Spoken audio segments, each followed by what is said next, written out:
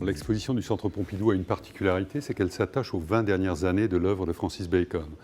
Les premières œuvres que l'on voit sont datées de 71 et on va jusqu'à la mort du peintre en 92. L'exposition a aussi comme particularité de regrouper un nombre, je pense, très important de triptyques. Il y a 12 triptyques que l'on peut voir dans l'exposition et c'est autour de ces triptyques qu'est conçu le parcours de l'exposition. L'autre particularité de l'exposition, c'est qu'elle met en relation les peintures de Bacon avec ses sources littéraires. Ayant eu accès, comme tout le monde maintenant, puisque c'est online, à l'inventaire de la bibliothèque de Francis Bacon qui est conservé à Dublin, en Irlande, j'ai isolé 6 ouvrages qui me semblent être les plus importants pour rendre compte de l'univers poétique, de l'imaginaire de Francis Bacon. Et chacun de ces livres fait l'objet d'une lecture dans une des boîtes qui ponctuent le parcours de l'exposition. Le corps est à l'évidence le sujet central de l'œuvre de Francis Bacon.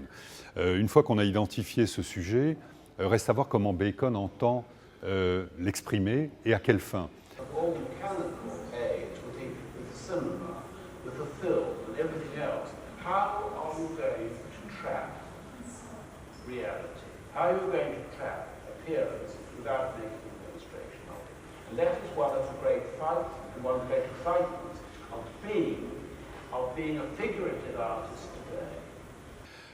La fin d'abord, Bacon nous dit que ce qu'il cherche au fond, c'est le plus grand réalisme.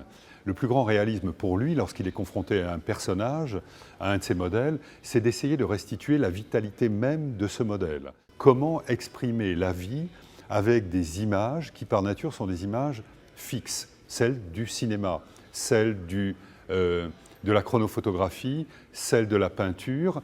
Bacon combine toutes ces images, s'inspire d'ailleurs davantage du cinéma pour des raisons évidentes. Le cinéma est capable de suivre le mouvement, j'allais dire, de la vie sur le visage d'un individu, ce que la peinture a priori ne peut pas faire, mais c'est à ça que s'emploie Bacon, d'où ces effets j'allais dire, de continuité d'un temps T à un temps T plus 1, 2 ou 3, qui semble faire de Bacon le témoin d'une séquence plutôt que d'une image fixe elle-même.